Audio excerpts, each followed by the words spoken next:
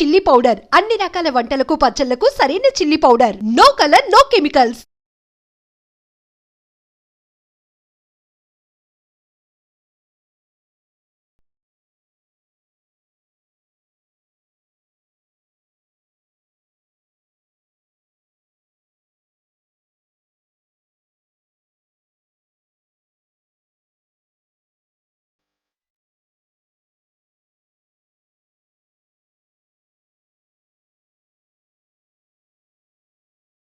ప్రస్తుతం నేను బాలాపూర్ వచ్చేసాను. అయితే ఇక్కడ గనక మీరు చూసినట్లయితే మనము తెలుగు రాష్ట్రాలలో ఏదైతే వెంకటేశ్వర స్వామి కొలువై ఉన్న స్వర్ణగిరి క్షేత్రాన్ని తిరుపతిగా భావించి స్వామివారిని కొలుచుకుంటున్నామో ఆ స్వర్ణగిరి క్షేత్రానికి సంబంధించిన సెట్ అంతా కూడా యాజ్ ఇట్ ఈజ్ అలాగే ఇక్కడ నిర్మించడం అయితే జరిగింది.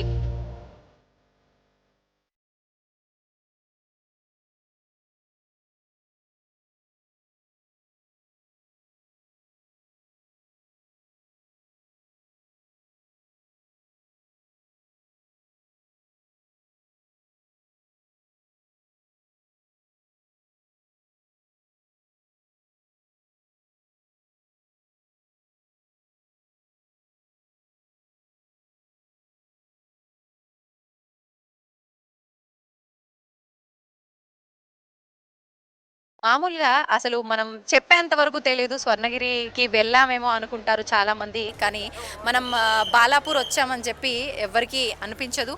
మీరు చూస్తున్నట్టయితే మనం స్వర్ణగిరిలో ఎంట్రన్స్‌లో స్వామివారి పాదాలు ఎలాగైతే ఉంటాయో సేమ్ ఇక్కడ కూడా అలాగే స్వామివారి పాదాలు, స్వామివారి నామము ఇక్కడ నుంచి మనం ఎంట్రన్స్లో కనుక చూసుకుంటే వెళ్ళే దారిలో మనకు రెండు వైపులా కూడా ద్వారపాలకులు ఇద్దరు కూడా ఉన్నారు. ఆ తర్వాత స్వామివారి వాహనమైనటువంటి గరుత్మంతుడి విగ్రహం కూడా ఉంది. ఒకసారి మనం అవన్నీ చూస్తూ లోపలికి వెళ్దాం పదండి. ఇందాక నేను చెప్పినట్టుగా మనం ఇందాక స్వామివారి పాదాలు చూడడం జరిగింది. ఇప్పుడు ఇక్కడ ద్వారపాలకులు ఇద్దరు కూడా ఇరువైపులా ఉన్నారు. ఇక్కడ చూసుకుంటే గరుత్మంతుడు స్వామివారి వాహనం కూడా ఇక్కడ ఉంచడం అనేది జరిగింది. మనం ఇక్కడ నుంచి లోపలికి వెళ్ళిన తర్వాత అసలు ఇంకా లోపల సెట్ అంతా ఎలా ఉందో ఒకసారి చూసేద్దాం.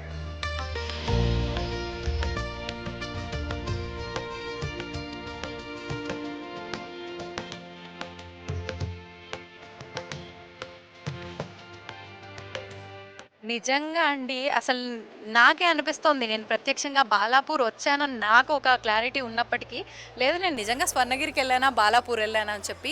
మీరు చూస్తున్నట్టయితే ఎంత బావుందో చూడండి. చాలా బ్యూటిఫుల్‌గా ఉంది ఈ సెట్ అంతా కూడా. మనకిక్కడ బాలాపూర్ స్వర్ణగిరి అని చెప్పి మెన్షన్ చేయడం జరిగింది.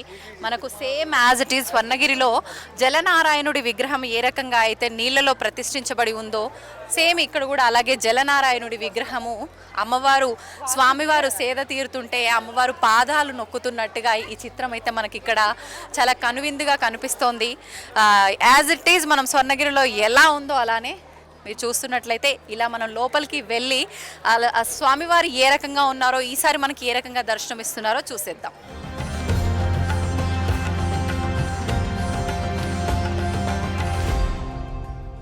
మనం ఒక్కసారి లోపలికి వెళ్తూ మాట్లాడుకుందాం. అసలు స్వామివారు ఈసారి మనకి ఏ రకంగా దర్శనం ఇవ్వబోతున్నారో ప్రతిసారి కూడా మనం మాట్లాడుకుంటూనే ఉంటాం. బాలాపూర్ గణపయ్య అనగానే లడ్డు ప్రాముఖ్యము అని చెప్పి, లడ్డు వేలం పాట అని చెప్పి, లడ్డు అసలు ఎంతకెళ్తుంది ఏంది అని చెప్పి అందరిలోనూ ఒక ఆతృత అనేది ఉంటుంది. అయితే దాంతోపాటు ఇప్పుడు నేను మీకు ఏదైతే సెటప్ గురించి చెప్పానో ఆ సెటప్ గురించి కూడా ఎవ్రీ ఇయర్ ఒక కొత్త కాన్సెప్ట్తో, కొత్త థీమ్తో కొత్తగా మనకు చూపిస్తూనే ఉంటారు. ఆ విధంగా మనం సెటప్ కూడా చూసాము. ఇంకా మనం లోపలికి వెళ్ళిపోయాము. జై గణేష్, గం గణపతే నమః.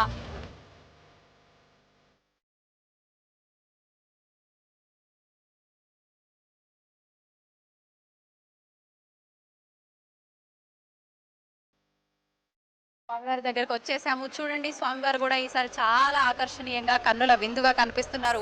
స్వామివారిని కనుక మనం చూసుకున్నట్టయితే సింహ వాహనం పైన స్వామివారు కూర్చొని ఉన్నారు. స్వామివారి తలపైన కనుక మనం చూసుకుంటే నుదుటిన శివయ్య ఉన్నాడు. మనకు చాలా చక్కగా కనిపిస్తున్నాడు శివయ్య కూడా. స్వామివారి చేతిలో లడ్డు కానివ్వండి అంతా కూడా చాలా అసలు రెండు కళ్ళు సరిపోవట్లేదు నిజంగా స్వామివారిని చూడడానికి అన్నట్టుగా ఉంది. श्रीविघ्नराजं भजे, श्रीविघ्नराजं भजे, श्रीविघ्नराजं भजे, श्रीविघ्नराजं भजे. భజే ప్రస్తుతం మనతో పాటు ఉన్నారు మాజీ అధ్యక్షులు శ్రీనివాస్ రెడ్డి గారు. ఇప్పుడు సార్తో మాట్లాడి బాలాపూర్ గణేష్కి సంబంధించిన విషయాలన్నీ కూడా అడిగి తెలుసుకుందాం. సార్ నమస్తే అండి. నమస్తే. సార్ మామూలుగా అంటే ప్రతి సంవత్సరం కూడా గణేష్ పండగ వచ్చింది అని అంటే పెద్దలకి పిల్లలకి అంతా ఒక హడావుడి ఉంటుంది. ఈ హడావుడితో పాటు మనకు బాలాపూర్ అనగానే లడ్డూ వేలంకి సంబంధించి ఎంతో ఉత్సాహం అనేది ఉంటుంది. ఏంటి ఎలా ఉంటుంది, లాస్ట్ ఇయర్ ఎంత వెళ్ళింది, ఈసారి ఎంత వెళ్తుంది ఇలా అని చెప్పి. దాంతోపాటు సెట్ విషయానికి వస్తే కూడా ఒక్కొక్క సంవత్సరం ఒక్కొక్క యూనిక్గా ఏదో ఒకటి ఇక్కడ చేయించి ఉంటారు. అంటే ఎందుకని ఈ ఆలోచన ఎప్పటి నుంచి? ఫస్ట్ ఆలోచన అంటే మేడం, మా ఫస్ట్ వినాయకుని చేతిలో లడ్డు అంటే మా బాలాపూర్ నుంచే ప్రారంభమైంది. ఫస్ట్ 450 రూపాయలకు ఒక కులన్ మోహన్ రెడ్డి అని రైతు ఉన్నాడండి. లాస్ట్ ఇయర్ కులన్ శంకర్ రెడ్డి గారు 30 లక్షల 1,000కి లాస్ట్ ఆయన తీసుకున్నారు. దీని ఒక క్రేజీ అంటే ఈ ఒక లడ్డు ఎవరైతే తీసుకుంటారో వాళ్ళకు మంచి జరుగుతుందనే అభిప్రాయం ఉందండి. ఎలాంటి బిజినెస్ చేసినా సరే కానీ, ఎలాంటి వాళ్ళకు బాగోలేకున్నా కానీ, ఏమైనా ఫ్యూచర్లో మంచి చేద్దామన్నా కానీ ఈ స్వామివారు ఒక లడ్డు తీసుకుంటే వాళ్ళకి చాలా మంచి జరుగుతుందని చెప్పి ప్రజలంతా అభిప్రాయం. తీసుకున్న కూడా చాలామంది చెప్పారు. మేము లడ్డు తీసుకునే సంది చాలా మాకు మంచి జరిగింది. మేము అనుకున్న విషయాలు కూడా అన్ని కోరికలు కూడా నెరవేరని వాళ్ళు చెప్పారండి. అంటే ఎన్ని సంవత్సరాల నుంచి మనకి ఈ ప్లేస్లో గణేష్ని పెట్టడం అనేది జరుగుతుంది సార్? 1974 నుంచి ఎప్పుడైతే వినాయక సాగర్కి పిలుపు వచ్చింది ఒక బాలగంధ తిలక్ నుంచి, అప్పటి నుంచి ఈ యొక్క వినాయకుడు అక్కడికి బయలుదేరుతుందండి. ఇక్కడ 9 రోజులు పూజ అందుకున్న తర్వాత అనంత చతుర్దశి రోజు మన వినాయక సాగర్కి నిమజ్జనం కార్యక్రమం అక్కడ వెళ్తుందండి. ప్రతి సంవత్సరం కూడా ఇప్పుడు మీరు అన్నట్టుగా అంటే లడ్డు తీసుకుంటే మాకు కలిసి వచ్చింది, మాకు బాగోలేకపోతే బాగైంది, ఇలాంటి సెంటిమెంట్తో పాటు అంటే ఈ సెటప్ అంతా చూస్తుంటే ఈరోజు మేము చూస్తున్న సెటప్ అయితే స్వర్ణగిరి టెంపుల్కి వెళ్ళినామేమో అనే ఫీలింగ్ అయితే వస్తుంది సార్. అంటే ప్రతి సంవత్సరం కూడా ఏదో ఒకటి క్రియేటివ్గా, లాస్ట్ ఇయర్ నాకు తెలిసి రాముడికి సంబంధించిన సెటప్ ఉన్నట్టుంది. అంటే ఇది కమిటీ వాళ్ళంతా కలిసి డిసైడ్ చేస్తారా, ఎలా ఉంటుంది సార్ ఈ ఆలోచన అంతా, ఎవరు చేస్తారు?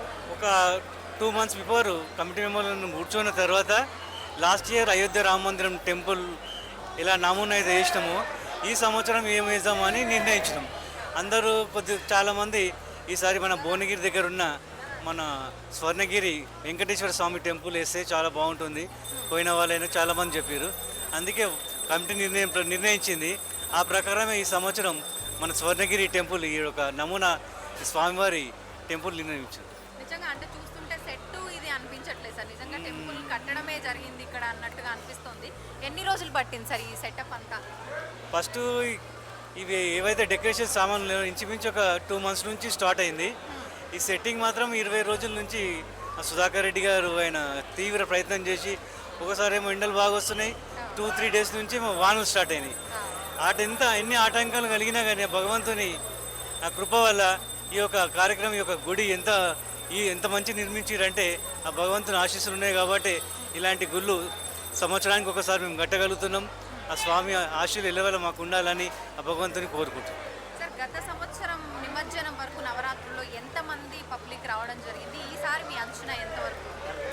గత సంవత్సరము పోలీసు వాళ్ళ రికార్డ్స్ ప్రకారం 8 లక్షల మంది జనాభా వచ్చిర్రని చెప్పి వాళ్ళ రికార్డ్స్ ఉన్నాయి. ఈ సంవత్సరం మా అనాలిసిస్ ప్రకారం ఒక 12 లక్షల మంది వస్తారని మేము అనుకుంటున్నాము.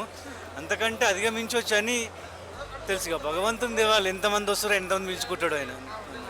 మామూలుగా అంటే నిమజ్జనము ఎన్ని రోజులకి జరుగుతుంది సార్ ఇక్కడ ఎవ్రీ ఇయర్? ఎప్పుడైతే మన వినాయకుని పండగ ప్రారంభమవుతుందో, అనంత చతుర్దశి ఎప్పుడైతే వస్తుందో ఆ రోజే స్వామివారి నిమజ్జన కార్యక్రమం ఉంటుందండి. ఎన్ని రోజులు అక్కడ వస్తే 10 daysకి రావచ్చు.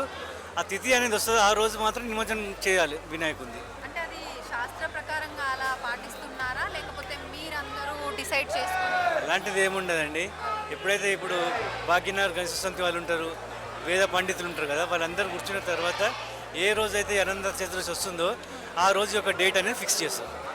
మరి ఈసారి చంద్రగ్రహణం ఏదో వచ్చింది September 7th అంటున్నారు కదా సార్, ఈసారి కూడా అలా చూస్తున్నారా, లేదంటే ముందే నిమజ్జనం చేస్తున్నారా?